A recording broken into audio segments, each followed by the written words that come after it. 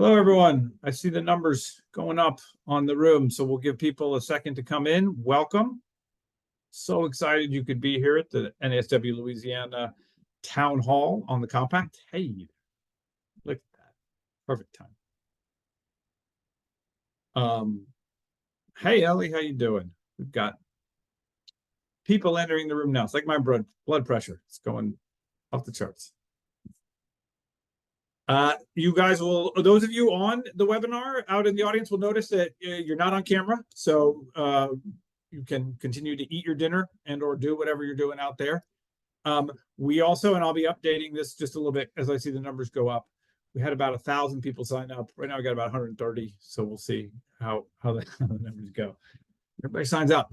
We are recording this. I'm so excited here. We have Maria, we have Caitlin, we have Stephen and Ellie. I'm going to give them a chance to introduce themselves here in just a minute. We've got some wonderful questions to sort of kick it off. But then again, and I see the numbers going, so I'm going to have to repeat this. We're going to be using the question feature, and I'm going to have Taylor explain that here in just a little bit. So again, Stephen and Ellie, thank you guys so much for taking time out of your wonderful Tuesday evening to come. Same with you, Maria. Same with you, Caitlin. I can't, Maria, thank you. I want to make sure I get it right. I am just so appreciative of all four of you all being here. This is really important. The Compact is really important to the state of Louisiana. But what's even more so, I think, is a discussion around it and how social workers out there feel, areas that they're concerned about, areas that they're excited about, ways that we can support you at the legislature, specifically through Stephen and Ellie's amazing efforts, ways Caitlin can give you that sort of larger picture, and the way we can get really, I think, into what practice looks like. So I think we have a good sort of panel here, but really, I want you all to drive these questions. So again, as Taylor describes a little bit about how things will look. So give people another 30 seconds or so, Taylor. And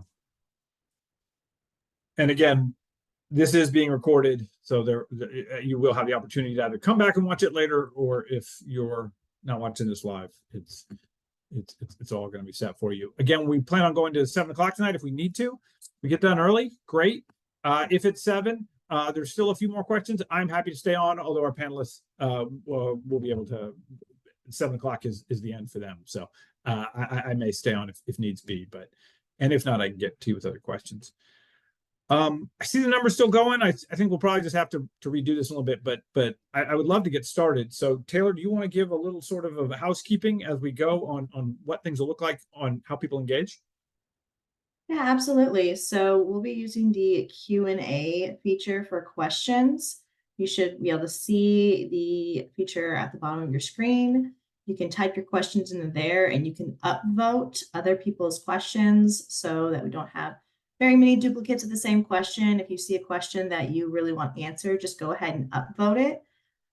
We're going to start off with a couple questions that we have prepared for our panelists, and then we will start opening it up to the Q&A questions in the chat or in the Q&A function.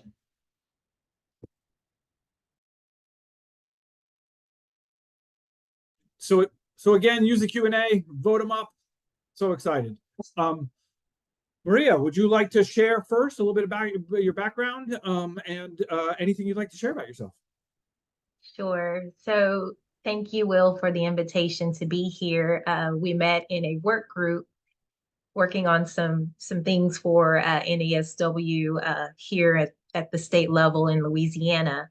But I'm Maria Glad. I am a scholar, a practitioner, and I have experience conducting research on mental health and more than 19 years of practice experience providing clinical community social work services in partnership with diverse ethnic communities. So as an LCSW and a clinical supervisor in both Texas and Louisiana, I truly acknowledge my responsibility as a leader, and therefore I accepted the call to be here tonight. I also accept my responsibility to help mentor students and be in arenas like this one in service to our profession to help prepare competent social workers, competent social work practitioners through practice-informed research and teaching, and really with a prioritization of changing systems as well as preserving families. So I'm very grateful to be here to help in this conversation about the Compact and how this might impact practitioners in Louisiana and abroad. So thank you for the invitation. Thank you, Mario. I so appreciate it, and wonderful background, and just vital to have your voice here from social work and Texas. We appreciate that. Caitlin, if you'd like to share. Yes, I'm Caitlin Bison. I'm a policy analyst at the Council of State Governments National Center for Interstate Compacts. We provide technical assistance about compacts to states, and I primarily work on the social work compact as well as the dietitian compact. Thank you, Caitlin. And I will say I already see questions coming in, which is fantastic. And it's actually the same one that I have first on my own list. So well done, David. You read my mind. Ellie and Stephen, we get 2 for the price of 1 here. I can't thank you guys enough for being here. Please, if you would introduce yourselves. I think we've unmuted. Hi, it's so nice to see everyone. Thank you for having us be a part of this great endeavor. It's so exciting to be here and to get to kind of finally, we're getting close to legislative session. Where all of this is happening. As you can hear, I'm sorry, I have a 5-year-old in the background, so we're trying to balance that. But Stephen and myself, we are very excited to bring this piece of legislation for you, hopefully through the process, and answer any questions that you have about how the process works, how you can get involved. We have from Will and Taylor have been wonderful in updating us and giving us all of the information that we can share with legislators about what is to come. And of course, we're here primarily to help guide you through the process and keep you informed and involved. And I would just like to put a plug in for how hard Stephen and Ellie are working. They've sent me some updates on the current special session on criminal justice, and boy, it looks It was quite a loop. So I will tell everyone here, they usually this is our second special session of the year that is starting right before legislative session, which is when the compact would be that piece of legislation we would be bringing.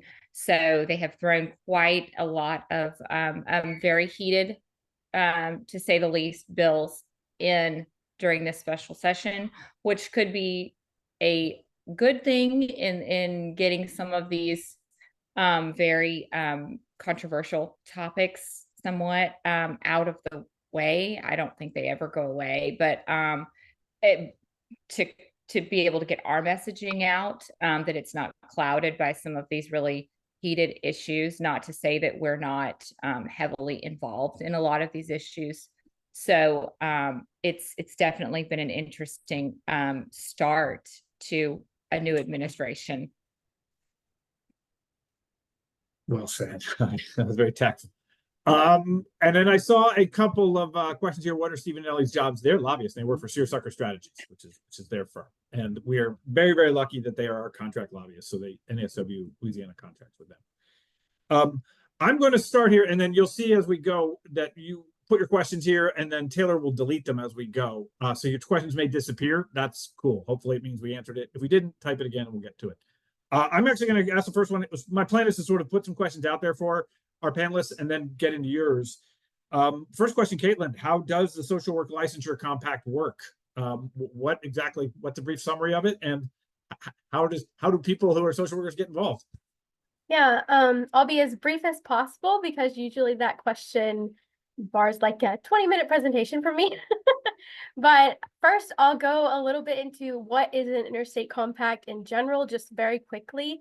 An interstate compact is a legal contract between states. So just as 2 people can enter into a contractual relationship, so can states.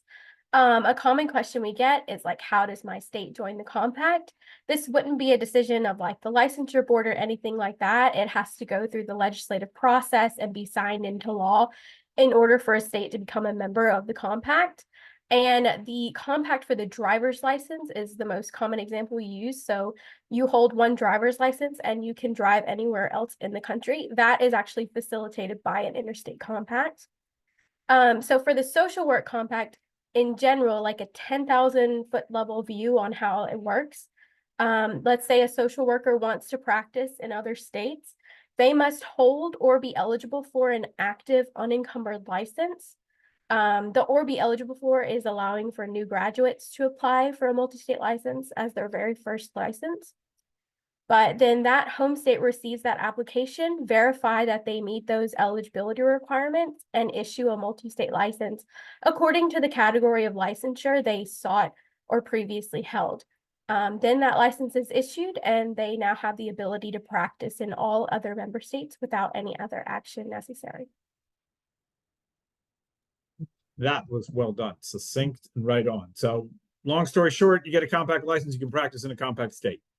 I see some questions here about the coming to fruition. I'm going to get to that a little bit, but just know that it takes 7 states. So we need 7 states in place, and then it goes. So I think Louisiana should be one of the first ones, because the earlier you get in, the more you can make the rules. So I think that's important.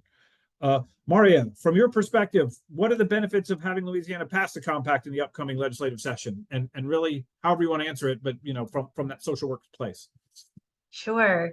So the idea that there would be the allowance, the legal allowance for social workers to obtain a multi-state license and practice in multiple states could create greater access. It could create greater continuity of care. For instance, when I had clients move from Texas to Louisiana or Louisiana to Texas, if there was a legal permit allowing us to practice across states, it would allow continuity of care. It would allow us to not have an interruption in services. Luckily, I'm licensed in both of those states I used as an illustration, but if I had a client to move to Mississippi and we were really making some progress, I don't have a license in Mississippi, so there might be an interruption in the care that's being provided. So being able to practice in multiple states, adhering to the laws of this agreement and making sure that I'm in compliance and an ethical practitioner could really, really open up opportunities for access, continuity, and we could really leverage the use of technology in a technology-rich world. With us potentially having this compact, we really, really expand access through leveraging the use of technology. So those are just some of the things that come to the surface as I think about this opportunity we're exploring. And I appreciate that so much, and it makes so much sense as clients move, as telehealth is here, as it all goes.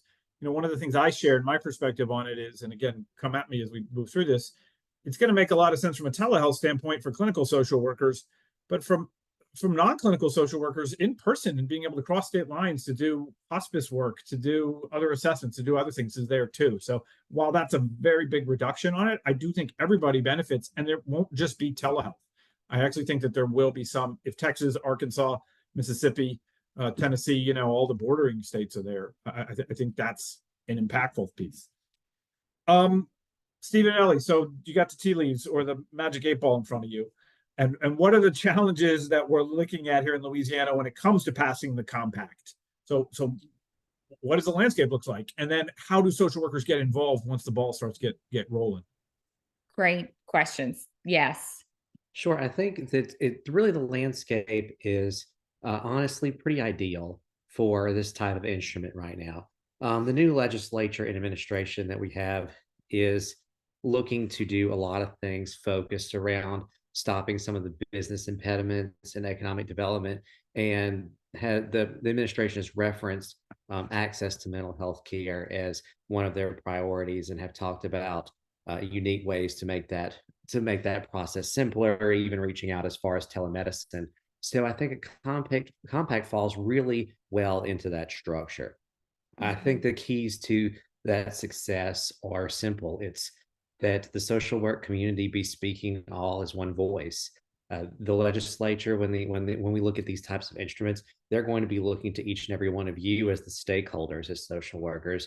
They want to know that the association, that the board, that each type of social worker, each professional genre within the social work industry sees this to an advantage, sees this as something that's positive for you, and that you and it's really more the mechanism of how do you is each one of you educating your local legislator as to this is how this helps me further to contribute to provide services in our community. This is how I can be more adaptive here. This is also one of the drivers that helps me stay here. I think Right. that's a real conversation that's important to have individually with each representative. And that's a great point. I think that a lot of people, especially when we think about contacting our representative, be at the federal level, I think that something in Louisiana that's very unique is I've yet to maybe one or two outliers, but yet to know a legislator that does not want to meet or hear from their constituents. They are reading those emails themselves for the most part.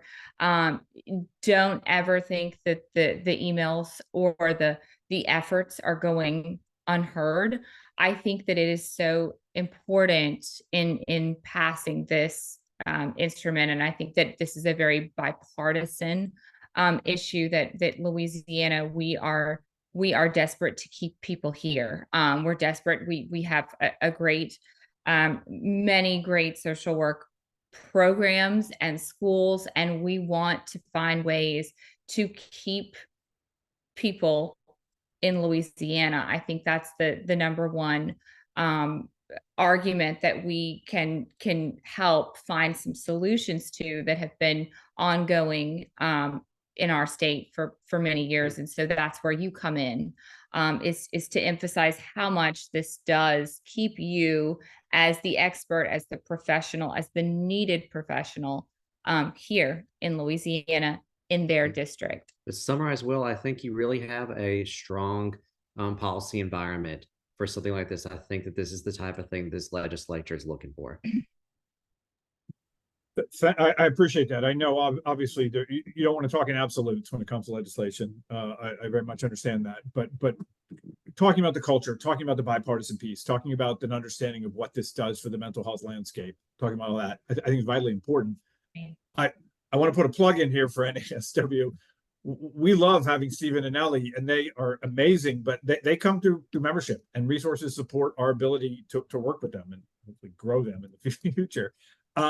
And I really want to just say that like membership is what put together the work group that Maria's on. It's really how we shape all of the things we do. And so we have a one-pager we're going to be putting out there. We have some talking points we're going to be putting out there. Those will be available to everyone, members and non-members alike. But as a member, it really does get you as part of that sort of driving force of what we do. So I mean, I'll come back to it again, but I think it's just an important piece of the puzzle. I got a couple of questions here that I'm just going to try to sort of get myself, although anybody can jump in, but it says, one says, will it alter CEU requirements, and what does the board think? It will not alter CEU requirements in any way. Caitlin, correct me if I'm wrong, but I believe there's no continuing education in there. That all stays at the state level. So I don't believe there's any requirements. Yes, your continuing education just depends on your home state requirements. So you just maintain your home state licensure requirements. Yep. So that one's easy. The licensing board cannot lobby. They can obviously share their perspective. We have a wonderful, and I'm not sure if she's here, but Candace Sapporo, who is a member, is working as sort of a liaison. My discussions with the board have been nothing but positive. I will not speak for the board. I do not presume to speak for the board. And so their position is not one of supporting or opposing, since they are not in a lobbying space. But it's my understanding that they sort of recognize what the benefits of the compact could be, and that there is an understanding of how they would be the ones who help administer it when it's there. So again, they're very, very aware. Our board is amazing when it comes to this work of staying up to date of what it means to do social work in Louisiana. Caitlin, I'm going to ask you, I have someone here says that my husband and I received our master's degree. We were I'm a military spouse, and I'm licensed in a few states. I know it says in order to apply, you have to have your home state join it. For military spouses who might be licensed in multiple states, is that home state piece? Is it still the current address as your home state, or does that look different for military folks? So there is a provision in the compact that allows military members and spouses, their family members, to designate a home state and keep that throughout the time of their service. And that is unique to military members. For the Yes. rest of us hoi polloi, we have to be in the state where we are practicing. Your physical address equals your home state. So Your for home, military yes. members, that's a little different. Gotcha.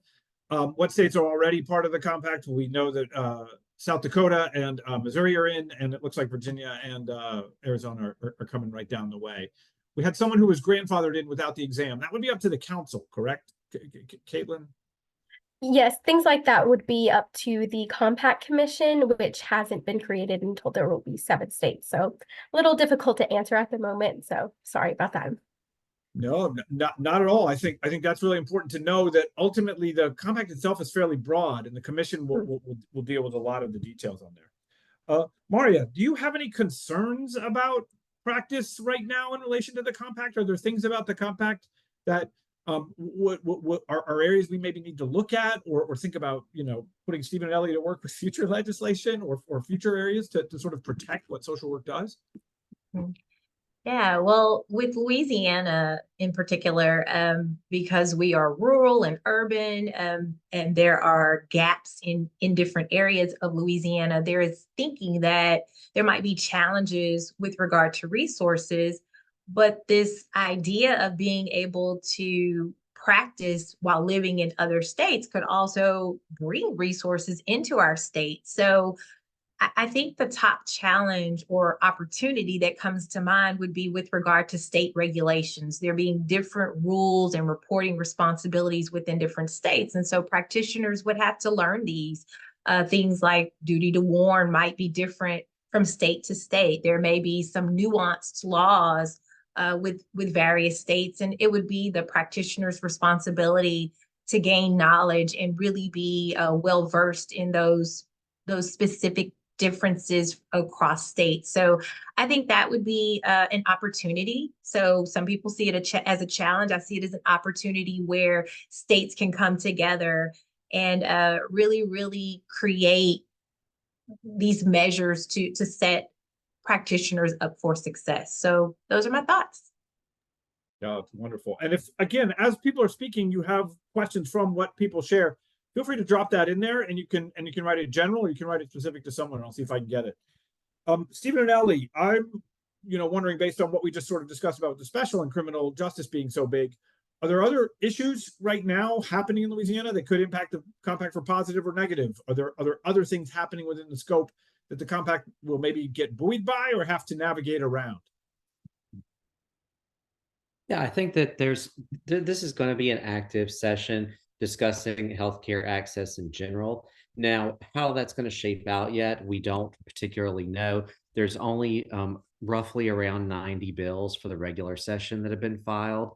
And we expect there's typically in a regular session years, there's between 13 and 1,500, if that gives anybody a perspective of where we are in the process. With that said, I expect there to be potentially some health plan reforms in regards to maybe potentially reimbursements. We could be we're likely to revisit some prior authorization discussions, potentially some other treatment modalities that may be brought up that haven't previously been recognized, especially for any type of telemedicine or rural access pieces. So those discussions are definitely going to happen. How they impact the compact, I think it'd be difficult to say. The compact from my initial read of it, seems to be a pretty well-tailored, narrow document to just provide for the transition between states, and it doesn't so much impact the scope of practice in any manner, which is very positive, because honestly, the moment that you start to adjust scope of practice for anyone, a bill becomes much more difficult and contentious.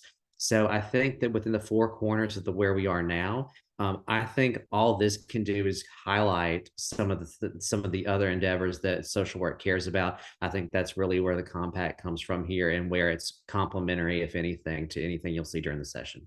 And again, just to reiterate that, I think it's so vital to this piece of legislation, is that this is not a scope bill. We're not stepping on toes. As far as I was trying to scan a little bit. I saw a bit about the psychiatric collaborative care model, and I didn't want to get too far into that, but that was definitely something that we worked with and worked on in years past. And so I think if anything, this is messaging, which you all have put together such a wonderful package of how much this is helpful, and we're not trying to do anything but come in and work and bring opportunity. And to talk about, to touch on what Ellie's saying, because I saw a question about the psychoactive collaborative practice model, is that statute really regulates the payers and and it sets up a reimbursement structure through the payers. So as you go state to state, how the compact will function with that is that whatever the regulatory structure is for that payer, whether it be commercial, whether it be Medicaid or whoever, that when you're talking about how you fit into those models with your credential, that's going to be driven by the payer more so than by the credential itself. So that's really where you'll see that differentiate.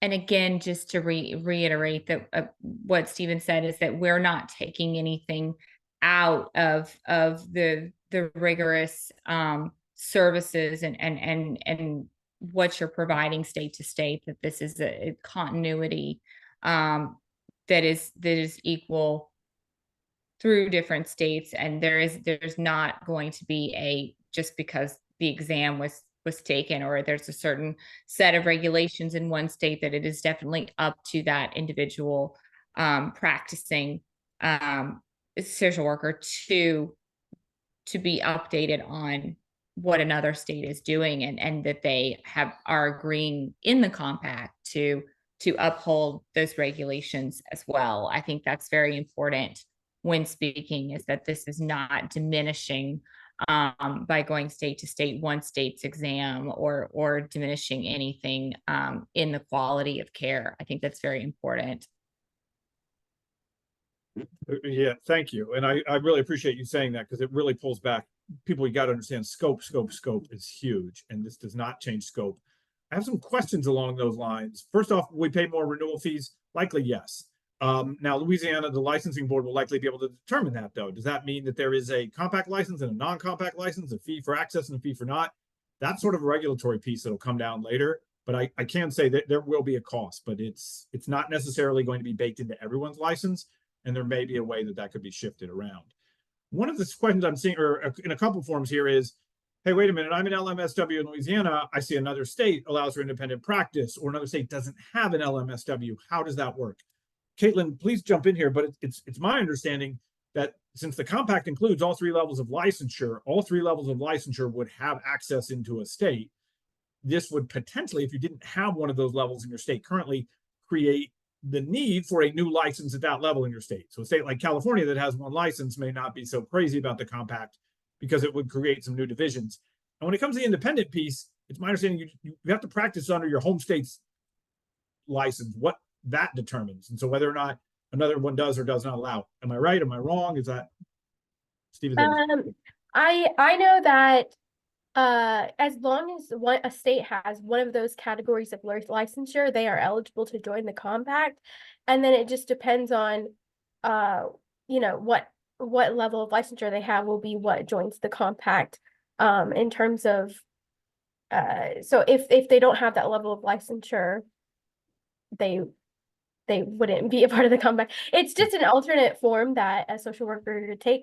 So if you're licensed in your home state as this category of licensure, and you would like to join the compact, you will be licensed in that category of licensure within the compact as well. Yeah, and here's a question. I didn't put it on the list, but it's sort of an interesting space. Is I have a lot of people ask me about what do things look like when it comes to hot button issues. I'll throw one out there. Why not? Abortion is a good one. You may have one state that says, hey, you cannot restrict anyone's access to abortion as a counselor, and you may have another state that says you cannot allow anyone to go get an abortion. How would that work? And it's really my understanding that you practice within the parameters of your home of where the client is located at the time. So if I was in a state like Illinois where there was, say, access to abortion, then Illinois' the compact would then allow me to do those things. Now, where it gets slightly tricky is how it's ruled on from a disciplinary standpoint. Stephen, Ellie, Caitlin, Maria, do you all sort of have ideas on how some of those hot button issues will work across state lines, or we still have to sort of determine some of that? I can start a Please. little bit. I can just say, the compact doesn't change anything about how that works under the current system. So if you want to practice in another state currently, you would have to get a license in another state. You would have to follow the laws and regulations of that state. This is pretty much the same thing. You have to follow the laws of where the client is located at the time. In terms of how discipline works within the compact, so you will have your home state license, and your home state will have jurisdiction over your home state license. So if you violate the rules and regulations of the home state, they can revoke your home state license. And if that happens, you would not be able to use the compact until you have an unencumbered license once again. As far as other remote states, they will have authorization over your multi-state authorization to practice. And a remote state can take adverse action on that multi-state authorization to practice. And then that action will be reported through a shared data system that will be set up by the compact. Seeing some questions about moving to another state. Very simple. If you move from a compact state to a compact state, you got no problem. If you move from a compact state to a non-compact state, that is going to likely be an issue for you. Someone mentioned that they are licensed in Mississippi, Alabama, Louisiana, and I think maybe Texas. And if your home state does not join, my understanding is similar to a school district. You got to show up with a water bill that says you're in the district to get in. So residency does matter, and that is important. So how is the current administration supporting or interfering with approval of the compact? Do they support it? I guess this is the current governor. Landry, I guess, is what we're going. You don't have to. Sure. We can. Honestly, there really hasn't been an opportunity for the administration to dive into it with any depth to have an official position. As y'all know, inauguration was just literally a month ago, and they are starting their second special session since coming in. So to say they've been drinking from a fire hose is an understatement. I think we'll see them weigh in. Typically, there's been anything that allows more flexibility in occupational licensure has been something that the leaders that are now in this administration have tended to promote and press policies. This legislature, this will not be a new thing for them. There have been multiple compacts moved through the Louisiana legislature. I think the question specifically was on psychology. Louisiana has not joined the psychology pact yet, is my understanding. But I know that we've had nurses and several other provider groups that have had interstate compacts move through the process. I've also saw in the chat those questions about what would opposition to a compact be. And I think it's simply this. It's simply a concern that would there be any situations where the regulatory structure of an interstate compact dilute the rigor and professionalism associated with a social worker in Louisiana? Would we basically being allowed lowering the bar of what a social worker practicing in Louisiana would look like? Now, the key to this is that, just like Will said, if you were here on the beginning of the presentation, is that's why it's so important to pass this early and be involved in the rulemaking process for actually driving the final structure of the compact, because that ensures that the standards here in Louisiana don't falter during the process. And I think that that's something that is by diligence from you as stakeholders as we evolve past actually passing the bill itself. Part of the messaging. I think that's very important coming from you specifically, reaching out to your legislator as the constituent, as well as that this is not compromising the level of care that is provided. I think that is, again, just to continue to let your legislator know that is important. So as far as opposition, I will say that the discussions Stephen and I had, in addition to a new administration in the governor's office, as you all know, we have had a huge turnover on, we have a very new House of Representatives. We have a lot of new senators. They're very new at this. This is their first time. A lot of them are just learning where things are in the building right now. And so meeting with many of the new legislators, I will say I felt very confident bringing this subject matter up because of how it felt, it sort of brought the conversation together that, oh, well, I have a sister and I have, a friend, and oh, this comes back to my issue of mental health, regardless of what side of the aisle they sit on. This did seem to really bring both parties in agreement, which can come at not a better time than when things have been so divided. So I think that's very helpful as far as answering opposition. Is this, from our read so far, has felt very positive. Yeah, just wanted to add a little bit to Stephen and Ellie's point. I think when talking with Will about my experience as a provider, when disasters happen, when there are emergencies, for instance, when there was a mass shooting in Florida, laws were relaxed. And I, as a practitioner here in Louisiana, was able to support families in need of services in Florida. Florida is a more difficult state with regard to licensure. After students graduate and they want to move to Florida, it can be very challenging. So for Florida to even relax the laws and allow practitioners from Louisiana to work there with the families really demonstrated a commitment to community. And so that's when disasters happen. I think equally so, creating this capacity for social workers to travel and be travel social workers will really, really contribute to the advancement of our profession, and really, really create some opportunities for budding social workers who want to go and experience other communities, diverse communities across the nation. So those are two reasons. When you're committed to mental health, there should not be barriers to accessing these types of services. So this compact state, compact creating this permit for social workers to obtain multi-state licensure can be a win for us in creating access to mental health services. A couple things. One, someone called me out for using the term grandfather. It goes back to Jim Crow area. 100%. Thank you for that. Some of these phrases, they stick in our brains, but they are no longer appropriate, and I appreciate that. So thank you for that. I'm also seeing a lot of sort of questions coming again that have been answered. So I would recommend, if you came late, go back and watch the recording of this.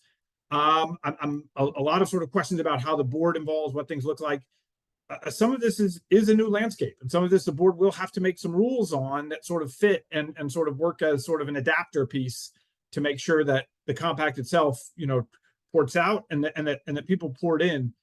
If somebody said, if you're licensed in multiple states, yeah, you will not have to renew in multiple states, one license. So if you're currently paying 4 license fees, that could shrink for you. If you're paying only Louisiana one, that could go up a little bit. But then again, Louisiana may determine they do or do not have a compact license there. And then a whole lot of questions around the legislative space. Stephen and Ellie, Maria have done an amazing job. Caitlin have talking about that, really, Stephen and Ellie lifting up current culture. So I would say maybe go back and sort of check some of the pieces there, and what things are looking like. There's really some deep dives here. What if one of the states in the compact license pool denied someone's license without person being able to get it from somewhere else? I think the commission will probably have to look at things like that. There will be, one of the things the compact does come with, it does come with a background check, and a database will be created. The nursing compact, for instance, that's one license you use everywhere, but in this one, it's a home state license, but you will need a background check. So there are some states that don't require that. To become a compact state, they would have to require that. As Stephen and Ellie said, you're not changing your scope, but you have to meet the requirements. There are, I believe, Caitlin, some minimum requirements on supervision and some other things. So if Louisiana meets all those, so it doesn't change anything. But if you're in another state where maybe you're a little higher or a little lower, you would have to understand licenses are lower, you have to raise. But if you're higher, other states with lower hours may definitely come in. Also, don't forget to vote, because I think trouble scrolling down. trying to read what's on the bottom. Here's a question, Mario Stevenelli. How would insurance rates work? I think one of the areas that I'm concerned about, and I'll put a question in there too, is would an insurance company potentially use this to say, now the network in Louisiana is great because we have the access to all the others? Is this the kind of thing we would need to take preventative measures in Louisiana and say, look, the home state license is what needs to determine what networks look like? Do we need to be thoughtful about how, MCOs and other sort of insurance providers look? I mean, how do we protect rates and elevate them at the same time as we move into the compact era? Sure. Network adequacy for the most part is determined by actually brick and mortar offices, for lack of a better term. Really, telemedicine isn't contemplated for network adequacy in most plans. And if it is, it's used kind of as a modifier. It's not really used to create a solid state of what providers are available to each patient a plan.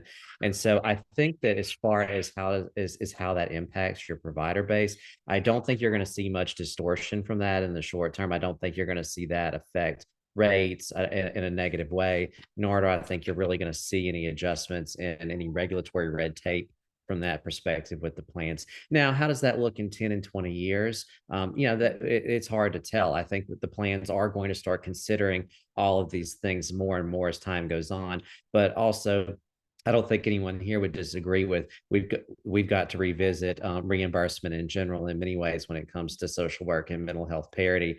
So I think that we're going to be having those fights, whether or not it's part of a network adequacy discussion or not.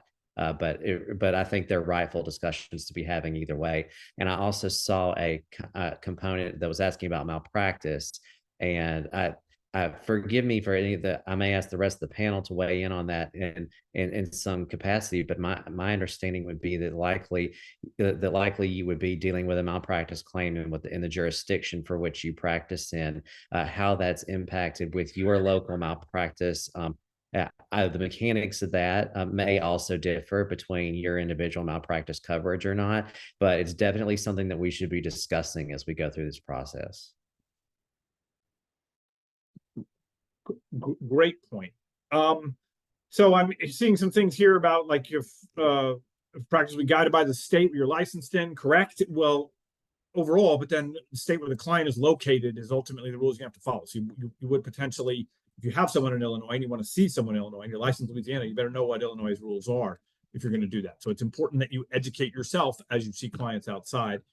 And the only way to change the compact would be through amendment, I believe, similar to, changing the Constitution, and probably not the exact same, but you have to like this is why the bill that Stephen and Ellie have is the same exact bill in Missouri, which is the same exact bill in South Dakota. You cannot change the compact bill. It's the exact same. I think the first section you can tweak if you want or scrap, but everything substantive in there is exactly as it's supposed to be. So to change that, all the states would have to change it. So in very likelihood, that's why they tried to keep it broad and put those powers over on the commission side of things, which is very important.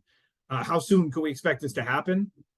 Well, that's fingers crossed that this upcoming legislative session is where we do it. We developed talking points. Yes, we have talking points coming. We have a one-pager coming where you all are going to make this happen. Not me, maybe Stephen and Ellie a little bit, but it's ultimately going to be you guys doing that grassroots advocacy out there. We are so excited. There's some questions about special requirements. Like, for instance, Texas has sex trafficking. It's human trafficking, not just sex trafficking, because remember, economic trafficking is the largest trafficking that's actually out there. But like in Texas, you have to have that. No, you would not need that in Louisiana. That's part of what the compact is. And anyone on the panel jump in, I don't want to be the one talking, but part of what makes it interesting is, as a state, you have to accept that other states are going to do it different, that this is not a low bar thing. I remember when the compact, when they created one up in Canada and everyone was afraid, oh, everyone will just go to the province with the lowest requirements and get their social work degree and then move somewhere else and practice bad social work. And that was just, no, that didn't happen. You tend to go where you practice and you don't tend to try to sneak into social work to do it in a poor way. So that was really a straw man. The idea is we'll accept people from other states who pass it. And, if it's any consolation, Texas is not looking like they're going to pass it right now. So Louisiana can win. thoughts from as I read some of these, any thoughts from the panel that you guys want to make sure to get in? Because again, I want to make sure I'm not monopolizing areas we haven't covered, areas you guys are thinking about.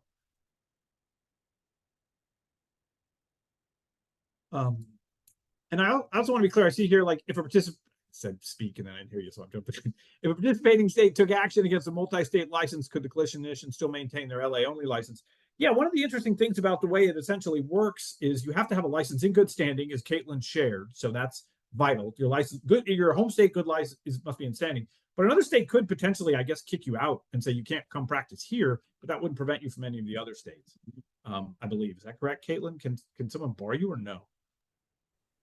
I'm sorry, could you repeat Yeah, that? say Illinois got mad at me because I was, just too darn good. And they said, we're not going to have you practicing this social work in this state.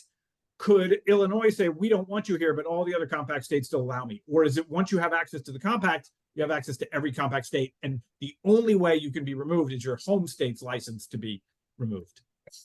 Essentially, yes, if your home state is removed, that's what can get you removed from the compact entirely. But a remote state can say, take adverse action against your multi-state authorization to practice, and that could bar you from practicing in that specific remote state. Thank you. Someone asked about North Carolina and Tennessee. I do not know. You maybe have to reach out to those NASW chapters. How do those of you not in NASW stay in the loop? To join. It's an easy way to do it, but we intend on making these materials available to everyone. We're not going to just send them out to NASW members. We will put them on social media. Taylor, who's amazing and has been helping with that, is really going to help with a lot of that work. Let's see, what other questions you guys have? Because I think I've covered a lot of them.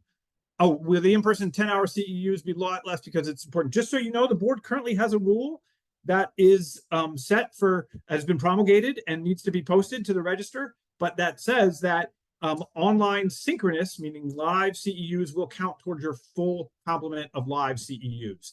So they're changing the rules for this to where only recorded ones will count to the 10. So like if this was a CEU event, it would count towards the others. That rule's in place, and we're excited to see that one come into play. So the CEUs are not involved in the compact. What would the application process look like? The board would ultimately do that. Is there any potential opposition? Is there any, I think we've sort of covered that. Yeah, opposition as far as, I think as far as from a legislative standpoint, I don't know that we necessarily have any identified opposition. Does that mean there won't be people with concerns or critiques? I'm sure as the education process goes on, we will definitely have some of those, and we will need to work with those people to make sure that they understand exactly the type of questions that you're asking right here, the same ones that they're going to have, and how does that impact their local community.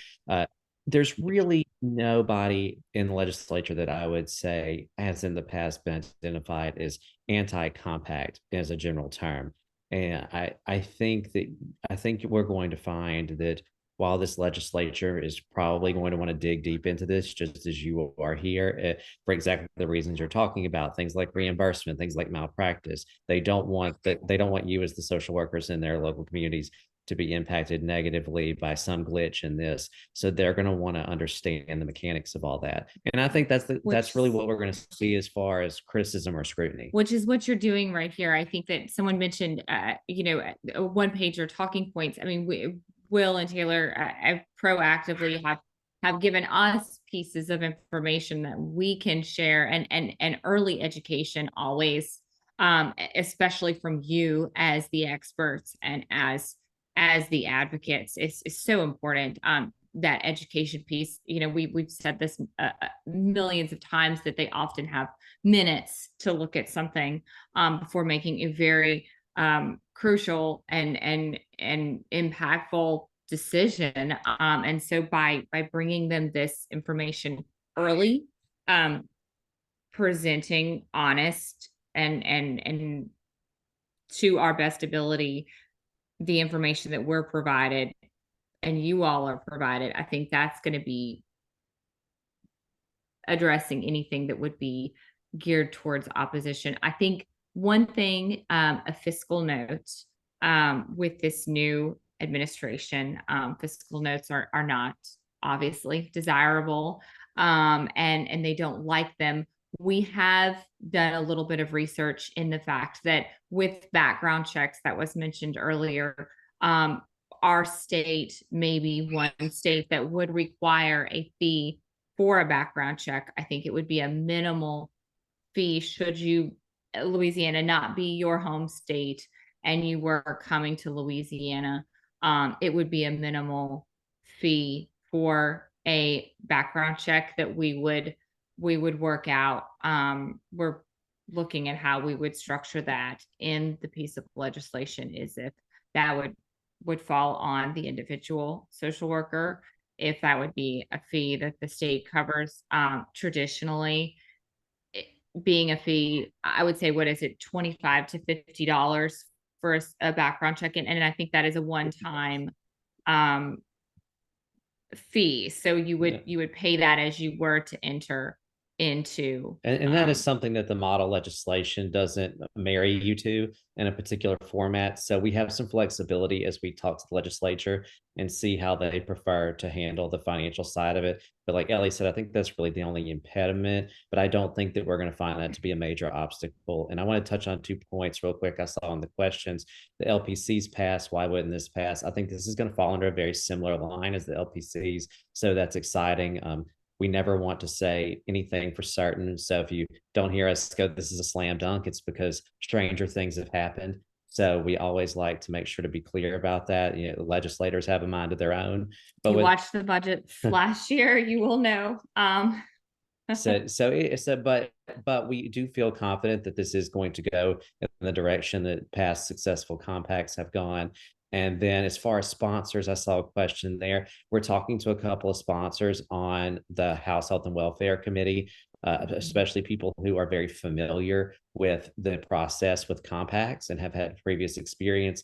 We're not going to disclose who they are until we have a commitment on which one it's going to be. They're discussing amongst themselves who they think is the best person to carry it. And so as soon as we have that, we will send that out to everyone. And I will say, in encouraging, we have had several new members approach us and say, hey, if you do need some help with this, can I co-author? Can I be a part of it? That is fantastic to hear. And so as we get these names and we are able to, pass this information along, I think just hearing that is very positive and very encouraging, that there's a lot of people that this personally impacts them, being they have a family member or a relative that they understand a little bit more about what you do and how much that benefits Louisiana. And I think earlier we touched on, well, if Louisiana has too many, I don't think in our situation, our current dynamic, that Louisiana could ever have too many social workers. I think that is something that, if that was an issue, I think it's a fantastic issue to have, that we don't foresee that happening in the near future. We have a tremendous deficit of professionals. Thank you. And Maria, thank you for answering. I saw you typing in some in there. Somebody asked about which state would you pay taxes to? Pay state income taxes where you live and pay federal taxes no matter where you are. So I would recommend not going around those. Somebody mentioned that Florida, should they do it? I wouldn't get licensed in Florida. Florida actually has a really easy way to pay some money and port your other license in. So actually, that's a really easy state. You don't even really need to actually get a Florida license. You can use your home state for that one. Somebody asked about Texas. No, Texas is not looking at it. Politics are making it a long shot there right now. Someone else mentioned it benefiting the practitioner, not the community. That's a great point. People want to get paid. People want to make money in social work and take care of their family. Not many people go into this for the glory and the money, but you want to be able to live a comfortable life. And so you're right. But then the other side is community needs support too, and they need help too. So I think those are larger questions. We want the legislature to engage in. We want NASW to engage in. We want your communities to engage in. What's the opposition in Texas about? It's politics. It's they don't want the federal government telling them what to do, even though this is not the federal government, it's states joining a compact. And not like it's such a challenge right now. I'm not going to get a lot of politics about that. All the states that are in the compact, Missouri and South Dakota.